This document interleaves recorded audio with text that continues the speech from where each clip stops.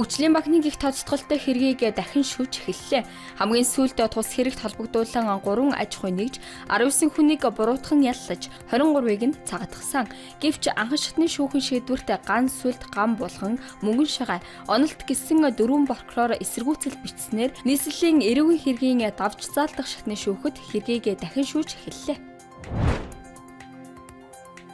Цагдаагийн байгууллагад нэг өдөрт 13 захим залилан бүртгэгдэж байна. Тухайлбал энэ сарын 1-ний өдөр 17 хүн залилуулж 96 сая орчим төгрөгийн хохирлж ирчээ. Үүнээс өмнө 2 дугаар сарын 27-нд 11 хүн залилуулж 24 сая төгрөгийн, 26-нд 16 хүн залилуулж 33 сая төгрөгийн гихчлэн өнгөрсөн 2 дугаар сард 200 орчим хүн захим залиланд хүртэж 500 сая орчим төгрөгийн хохирол амсаад байна.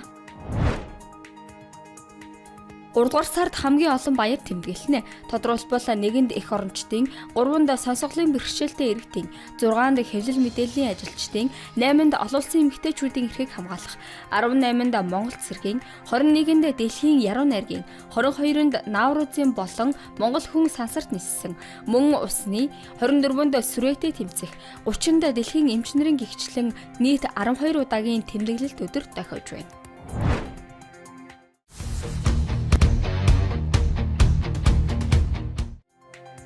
Монгол банхар судлалын холбоо болон мянган найз нэгдэл хамтран Монгол ах уян нүүдэлчдийн соёлын салшгүй нэг хэсэг болсон Монгол банхарын үйлдвэр, онцлог шинж, уламжлал, үндсэнийг олон нийтэд сурталчлан таниулах өдрөлийг зохион байгуулжээ.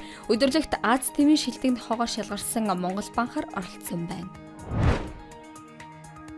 Нийслэлийн 23 дугаар сургууль олон улсын стандарт бүхий усан бассейн спорт заалтай болжээ. Тодорхойлбол усан бассейн нь багш болон эмчийн өрөө, эрэгтэй эмэгтэй хувцас солих болон ариун цэврийн өрөө, шүршүүр техникийн зориултын өрөөтэй. Усан санг зориултын шүүлтүрийн систем болон робот цэвэрлэгч ашиглан тогтмол цэвэрлэж, ариун цэвэр, эрүүл ахуйн дэглэм барьж байна. Харин спорт зал нь зориултын шал, гэрэлтүүлэг, тоног төхөөрөмжөөр бүрэн тоноглогджээ. Улаут хот нийтийн тээврийн хөгжлөөрөө амьдрах хүсэлтэй хот уралдаанд төрүүлжээ. Нийтийн тээврийн парк шинжилгээ ачаар оргил ачааллын үед төвчрэл 15%-аар буурч хөдөлгөөний хурд 1.5 дахин нэмэгдсэн байна. Шинэ автобус, трамвай, ухаалаг удирдлагын систем, шилжүүлэн сурлуулах үнийн зохицуулалт гээд энэ бүхэн хотод нэн төрөнд байх ёстой шинжилэл юм а.